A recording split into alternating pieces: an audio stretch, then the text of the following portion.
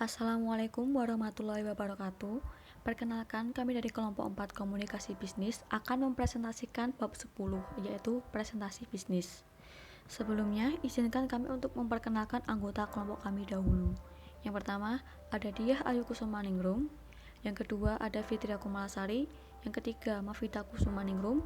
Yang keempat, Putri Ayu Oktaviani. Dan yang kelima, ada Yulia Kartika Nur Anggraini. Di sini kami akan membahas 3 subtopik, yaitu yang pertama, pengertian presentasi bisnis dan tujuan presentasi bisnis. Yang kedua, ada tahap persiapan, pelaksanaan, dan evaluasi presentasi bisnis. Dan yang ketiga, ada persiapan dan suasana dalam presentasi bisnis. Persiapannya matang, mencegah penampilan yang buruk. Assalamualaikum warahmatullahi wabarakatuh. Saya Diah Ayu Kusumaningrum. Dalam video kali ini, saya akan menjelaskan mengenai pengertian presentasi bisnis dan tujuan presentasi bisnis. Yang pertama, saya akan menjelaskan mengenai pengertian presentasi bisnis. Presentasi bisnis adalah suatu komunikasi yang berorientasi pada proposal yang disajikan dalam suatu lingkungan bisnis kepada para audiens yang relatif homogen namun juga bisa heterogen dengan maksud pencapaian tujuan bisnis. Selanjutnya saya akan menjelaskan mengenai tujuan presentasi bisnis. Nah, seorang pembicara yang melakukan presentasi bisnis kepada para audiens tentu memiliki tujuan tertentu. Untuk mencapai tujuan tersebut, maka seorang pembicara perlu mempersiapkan diri sebaik-baiknya, baik yang berkaitan dengan materi, persiapan mental, alat bantu, dan lain sebagainya. Secara umum, presentasi bisnis memiliki 4 tujuan pokok, yaitu yang pertama, menginformasikan pesan-pesan bisnis kepada para audiens. Salah satu tujuan presentasi bisnis yang paling utama adalah menyampaikan atau menginformasikan pesan-pesan bisnis kepada para audiens. Pesan-pesan yang disampaikan ini tentu saja harus mudah dipahami, sederhana, menarik, dan enak didengar oleh para audiens. Hindarkan presentasi yang membosankan, monoton, bahasanya sulit dipahami, dan tidak jelas. Yang kedua, menghibur audiens, artinya untuk mencapai suatu tujuan presentasi bisnis, seorang pembicara perlu menyelipkan humor-humor segar untuk menghidupkan suasana. Namun demikian, suasana dalam presentasi bisnis juga perlu dikendalikan. Jangan sampai lepas kendali sehingga tak ubahnya menjadi sebuah lelucon. Yang ketiga, menyentuh emosi audiens. Seorang pembicara yang berpengalaman tentu tahu bagaimana cara menyampaikan pesan-pesan bisnis yang mampu menyentuh emosi para audiens. Dengan gaya bicara, intonasi suara yang menarik, seorang pembicara mampu menggugah emosi para audiens. Sebagai contoh, seorang pembicara dapat menggugah emosi para audiens untuk bersemangat, terharu, atau hanyut dalam keprihatinan melalui ekspresi yang dimunculkan oleh si pembicara. Yang keempat atau yang terakhir, yaitu memotivasi audiens untuk bertindak sesuatu. Dalam hal ini, seorang pembicara perlu menyatakannya secara eksplisit dan bukan menggunakan bahasa basa-basi untuk memotivasi para audiens. Dalam artian bahwa apa yang diinginkan oleh pembicara harus secara tegas dan jelas tercakup dalam presentasi. Sebagai contoh, seorang pembicara menghimbau para karyawan untuk meningkatkan komitmennya terhadap disiplin kerja, meningkatkan daya saing perusahaan melalui peningkatan kualitas produk dan sejenisnya. Jadi pendek kata, bagaimana seorang pembicara tersebut dapat memunculkan reaksi. Saya Fitria Kumalasari. Di sini saya akan menjelaskan mengenai tahapan presentasi bisnis. Presentasi yang dilakukan secara langsung harus disampaikan dengan sistematis agar apa yang kita sampaikan nantinya tidak keluar dari topik utama pembicaraan. Ketika hendak mempresentasikan, kita sebaiknya memahami tahapan-tahapan yang harus dilakukan. Tahapan ini terdiri dari 3, yang pertama adalah tahap persiapan, yang kedua tahap pelaksanaan, yang ketiga tahap evaluasi. Yang pertama adalah tahap persiapan. Suatu keberhasilan dapat diraih apabila persiapannya juga dilakukan dengan baik pula. Begitu juga dengan presentasi bisnis. Presentasi bisnis yang baik hanya akan didapatkan apabila persiapan yang dilakukan juga baik pula. Dalam tahap persiapan, ada beberapa hal yang harus kita lakukan. Di antaranya adalah Yang pertama adalah menentukan topik. Sebagai pembicara, kita harus paham topik apa yang akan kita sampaikan kepada audiens, kenapa topik itu disampaikan, dan apa saja sih kebutuhan audiens. Dengan memahaminya, kita akan lebih mudah untuk menentukan topik yang sesuai dengan kebutuhan audiens, sehingga audiens dapat memahami dan tertarik dengan apa yang sedang kita bicarakan. Selain itu, penguasaan materi yang akan kita sampaikan juga merupakan salah satu syarat yang sangat penting agar apa yang kita sampaikan dapat tepat sasaran. Ketidaksiapan terhadap materi yang akan kita sampaikan bukan saja menghambat penyampaian pesan kita kepada audiens, tetapi juga akan memberikan image yang kurang baik kepada diri kita sendiri. Oleh karena itu, kita sebagai pembicara harus dapat memahami materi yang akan kita sampaikan dengan baik sebelum kita melakukan presentasi di hadapan audiens. Yang kedua, menetapkan tujuan. Presentasi yang akan kita lakukan haruslah memiliki tujuan. Dan agar tujuan tersebut bisa tercapai dengan baik, maka kita sebaiknya melakukan persiapan. Persiapan tersebut antara lain lebih berhati-hati dalam tindakan, tampil lebih cerdas, serta memberikan hasil akhir yang berkesan kepada seluruh audiens. Yang ketiga yaitu mengenali situasi dan audiens. Dengan mengenali situasi dan audiensnya, kita akan paham bagaimana kondisi audiens saat itu. Agar tidak salah sasaran, kita juga harus memahami dalam acara apa kita melakukan presentasi tersebut, berapa lama waktu yang harus diperlukan untuk presentasi, dan presentasi dilakukan di luar ruangan ataukah di dalam ruangan.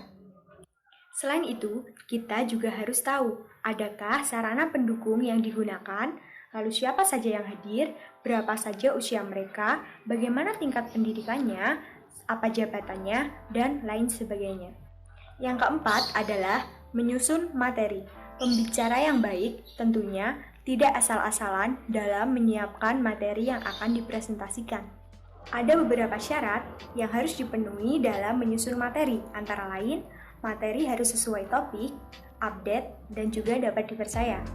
Materi yang kita dapatkan bisa berasal dari pengalaman pribadi, buku, jurnal, hasil penelitian, koran atau majalah, internet, dan lain sebagainya. Yang kelima yaitu menentukan pendekatan yang digunakan. Setiap presentasi membutuhkan metode, yaitu sebuah pendekatan yang digunakan untuk menyampaikan materi. Metode yang baik adalah metode yang digunakan sesuai dengan topik yang akan disampaikan. Ada beberapa metode yang dapat diterapkan seperti metode ceramah, metode simulasi, metode demonstrasi, dan sebagainya. Jika kita memilih metode presentasi yang tepat, tentunya akan membawa presentasi menjadi lebih efektif. Yang keenam adalah menyusun slide presentasi. Jika presentasi menggunakan slide, maka kita juga harus mempersiapkan slide presentasi dengan semenarik mungkin. Dalam membuat slide, ada beberapa prinsip yang harus dipahami, yaitu sederhana, konten harus kuat, fontnya indah, gambar harus sesuai dengan topik, penggunaan warna yang tepat. Selain itu, kita juga harus memahami prinsip KREP, yaitu kontras, pengulangan, perataan, dan juga kedekatan.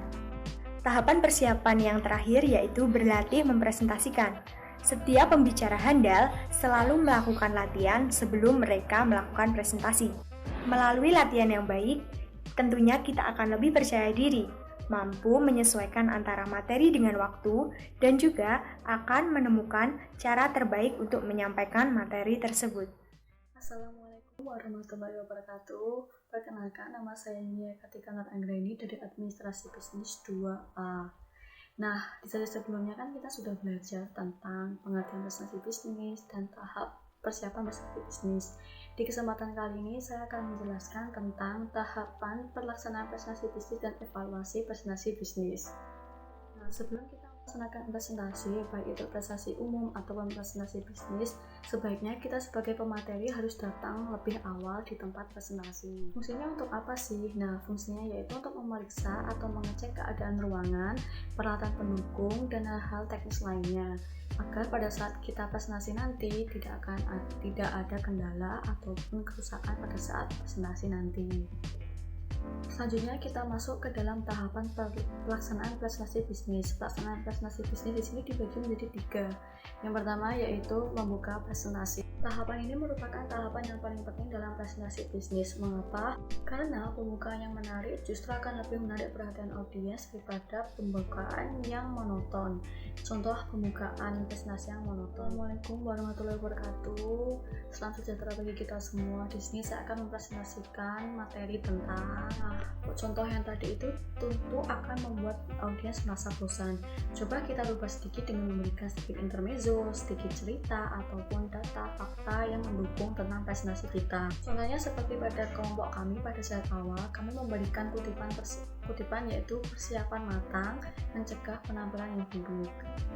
Dengan memberikan kutipan tersebut akan lebih menarik perhatian audiens dan akan lebih berfokus kepada materi yang akan kita sampaikan. Setelah kita menarik perhatian audiens dengan pembukaan yang menarik, sekarang kita masuk ke tahap pembahasan yaitu pemaparan materi. Materi harus dijelaskan secara urut dan terstruktur, dan pemateri harus terampil dalam memberikan transisi antar subtopik. Dalam menyampaikan materi, dilakukan penuh dengan antusias, ekspresi, dan intonasi, dan membuat audiens terlibat dalam presentasi dengan mengajukan pertanyaan, mengajak, bergerak, dan mempengaruhi emosi dengan cerita inspiratif. Jika dapat dilakukan dengan baik, tujuan presentasi akan tercapai. Selanjutnya adalah tahapan yang terakhir yaitu menutup presentasi. Dalam menutup presentasi, sebaiknya tidak meninggalkan audiens dalam keadaan kebingungan, namun tinggalkan audiens dengan sesuatu yang bermakna dan akan diingat selamanya. Menutup presentasi dengan menyimpulkan intisari ataupun pernyataan, lalu disampaikan dengan call to action justru akan lebih memberikan kesan kepada audiens. Hindari menutup presentasi dengan kalimat yang panjang dan permintaan maaf. Setelah kita melaksanakan ketiga tahapan pelaksanaan presentasi, ada satu tahapan lagi yang harus kita lakukan, yaitu tahapan evaluasi. Tahapan evaluasi ini tujuannya untuk apa sih? Melakukan evaluasi adalah sebuah kebiasaan positif yang harus dilakukan setelah selesai melakukan presentasi. Hal ini dimaksudkan untuk mengevaluasi mana yang tidak berjalan sesuai rencana, mana yang harus mendapatkan perbaikan, dan mana yang harus dipertahankan. Melakukan evaluasi akan memberikan dampak positif kepada penampilan presentasi kita pada kesempatan selanjutnya. Nah, sekian penjelasan dari materi saya. Semoga teman-teman bisa paham. Sekarang kita lanjut ke materi yang selanjutnya. Saya, Putri Ayu Oktaviani, akan menjelaskan persiapan dan suasana presentasi bisnis. Dalam bidang apapun, keberhasilan akan diraih apabila suatu persiapan dilakukan dengan baik. Sama halnya dengan presentasi bisnis. Presentasi bisnis akan dicapai jika suatu persiapan untuk melakukan presentasi bisnis dilakukan dengan sebaik-baiknya. Dalam hal ini, persiapan untuk melakukan presentasi bisnis mencakup beberapa hal, antara lain: yang pertama, penguasaan terhadap topik atau materi yang akan dipresentasikan. Penguasaan terhadap materi yang dipresentasikan merupakan salah satu syarat penting agar apa yang ingin disampaikan kepada audiens dapat mencapai sasaran. Ketidaksiapan terhadap materi yang akan dipresentasikan bukan saja menghambat penyampaian materi kepada audiens, tetapi juga memberikan citra yang kurang baik bagi pembicara yang bersangkutan. Oleh karena itu, kuasailah materi dengan baik sebelum melakukan presentasi di hadapan audiens. Yang kedua, penguasaan berbagai alat bantu presentasi bisnis dengan baik. Di samping penguasaan terhadap materi dengan baik, yang juga penting adalah bagaimana seorang pembicara mampu memanfaatkan berbagai alat presentasi bisnis demi mencapai tujuan yang dikehendaki. Alat bantu presentasi memiliki banyak variasi, mulai dari yang konvensional sampai dengan yang modern atau kontemporer. Sebelum menggunakan alat bantu presentasi tersebut, sudah selayaknya seorang pembicara memiliki keterampilan operasional dan melakukan pemeriksaan terhadap alat bantu presentasi yang akan digunakan. Berbagai alat bantu presentasi mencakup antara lain: yang pertama, whiteboard dan blackboard. Yang kedua, flip chart. Yang ketiga, transparansi overhead proyektor. Yang keempat, slide. Yang kelima, papan tulis elektronik. Yang keenam, panel LCD. Yang ketujuh, VCR. Dan yang terakhir, LCD proyektor. Masing-masing alat bantu presentasi tersebut memiliki keunggulan dan kelemahan yang akan saya jelaskan sebagai berikut. Yang pertama, papan tulis hitam dan putih atau blackboard dan whiteboard. Papan tulis hitam merupakan salah satu alat bantu presentasi yang sudah kuno, sehingga kini sarana ini sudah jarang digunakan. Selain papan tulis hitam, kini juga muncul papan tulis putih yang banyak digunakan di perkantoran bisnis maupun non-bisnis. Sarana ini cocok untuk kegiatan-kegiatan seperti lokakarya, briefing, rapat rutinan, maupun diskusi kelompok. Sarana ini memiliki keunggulan dan kelemahan sebagai berikut. Keunggulan dari papan tulis hitam dan putih antara lain: 1. Fleksibilitas dalam penulisannya. 2. Kemudahan dalam melakukan koreksi. 3. Dapat merangkum pendapat peserta maupun pembicara pada saat yang sama. Kelemahan dari papan tulis hitam dan putih antara lain: 1. Tulisan tangan sering kali sulit dibaca. 2. Pembicara menutupi peserta saat menulis. 3. Pembicara tidak bisa berbicara dan menulis pada saat yang sama. 4. Tersedianya papan tulis yang terbatas, sehingga apabila sudah penuh harus dihapus terlebih dahulu.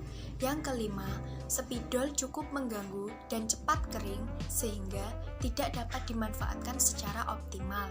Yang keenam, tidak efektif digunakan untuk peserta yang berjumlah lebih dari 15 orang. Yang kedua, flip chart. Flip chart merupakan sebuah papan yang dilengkapi dengan lembaran-lembaran kertas berukuran besar. Apabila lembaran pertama sudah penuh, pembicara dapat membuka lembar berikutnya yang masih kosong dengan cara menyibak kertas tersebut atau menyobeknya. Sarana ini juga memiliki keunggulan dan kelemahannya. Keunggulan dari flip chart antara lain: 1. Fleksibilitas dalam penulisannya. 2. Pembicara dapat mempersiapkan penulisan sebelum presentasi. 3. Pembicara dapat merujuk catatan atau lembar kertas sebelumnya. 4. Biaya relatif murah. Kelemahan dari flip chart antara lain: 1. Sulit dibaca karena tulisan tangan. 2. Pembicara sering menutupi peserta saat menulis. 3. Pembicara tidak dapat menulis dan berbicara pada saat yang sama. 4. Mutu kertas yang jelek dan kemungkinan spidol yang digunakan macet. 3. Transparansi overhead proyektor. Transparansi OHP nampaknya merupakan alat bantu presentasi yang cukup populer bagi para pembicara. Di berbagai belahan dunia seperti Amerika Serikat, Inggris, Australia, dan Kanada, berdasarkan survei yang dilakukan oleh Genie Graphics Corporation pada tahun 1987, sekitar 57% lembar transparansi dihasilkan dengan mesin fotokopi dan selalu dibuat dengan mesin tik atau bahkan teks tulisan tangan. Hanya 29% dibuat dengan artwork dan 32% dibuat dari grafik komputer. Keunggulan dari transparansi OHP sebagai berikut: 1. Cepat dan mudah jika menggunakan mesin fotokopi. 2. Informasi dapat ditampilkan secara progresif meskipun secara manual. 3. Overhead transparansi biasanya tersedia di berbagai tempat pertemuan atau pelatihan. Dan keunggulan-keunggulan lainnya. Kelemahan transparansi OHP sebagai berikut: 1. Kualitas transparansinya jelek jika teksnya ditulis dengan tangan. 2. Pergantian secara manual dapat mengganggu pembicara dan mengalihkan pembicaraan. 3. Transparansi sangat pekat dengan bekas sidik jari dan mudah rusak. dan kelemahan-kelemahan lainnya. Yang keempat, slide. Sekitar tahun 1980-an, slide cukup populer bagi alat bantu presentasi. Slide dapat berupa foto, grafis, atau gabungan dari keduanya. Kualitas gambar dan tampilan yang disajikan dengan slide ini cukup menarik. Di samping itu, mudah dan ringan dalam membawanya. Keunggulan dari slide sebagai berikut. 1. Memiliki daya tahan yang cukup tinggi.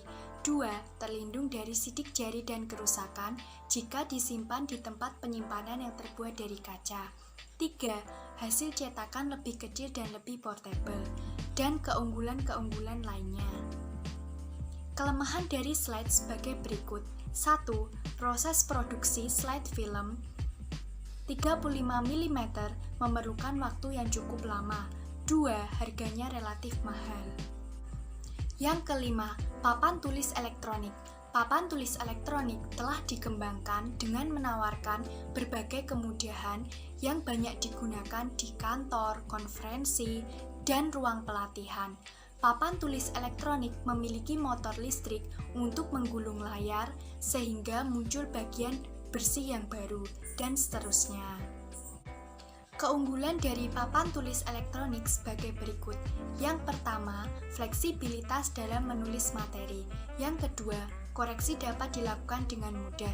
Yang ketiga, hasil cetakan dapat disimpan dan diedarkan kepada peserta, dan keunggulan-keunggulan lainnya. Kelemahan dari papan tulis elektronik sebagai berikut. Yang pertama, tulisan tangan.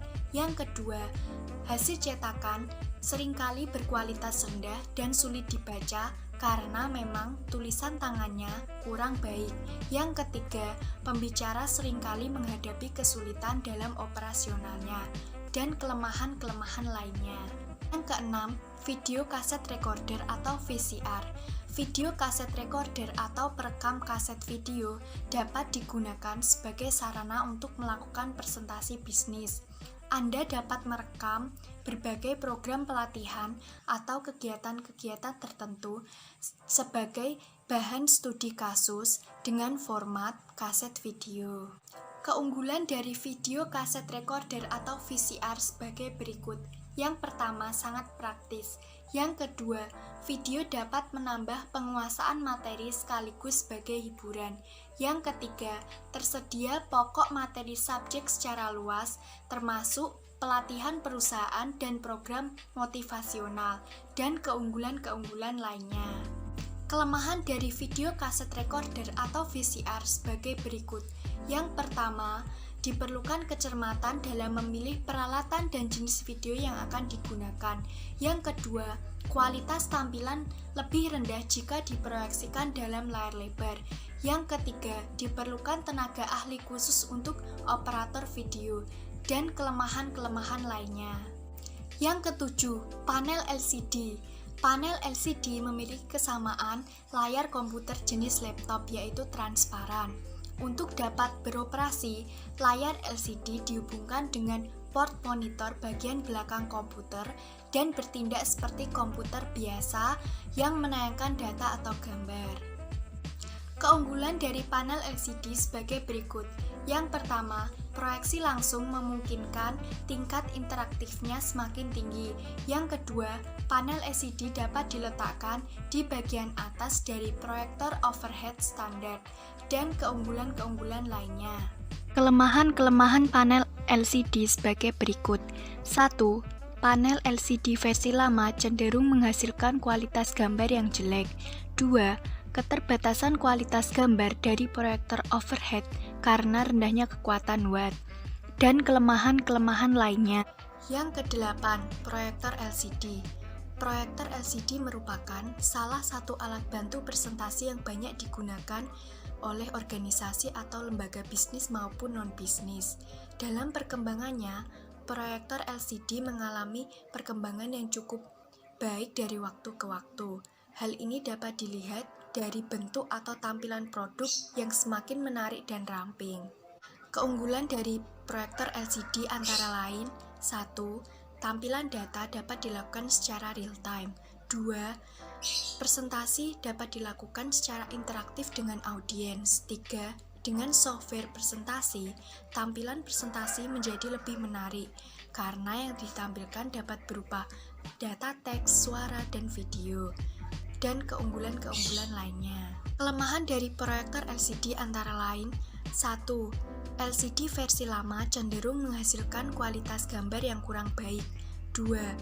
Harga LCD proyektor relatif mahal meskipun dari tahun ke tahun mengalami penurunan. Yang ketiga, kadangkala terjadi ketidaksesuaian antara merek LCD proyektor tertentu dengan komputer yang digunakan, dan kelemahan-kelemahan lainnya. Assalamualaikum warahmatullahi wabarakatuh. Kenalkan, saya Mafidah Kusmaningrum dari Administrasi Bisnis 2A.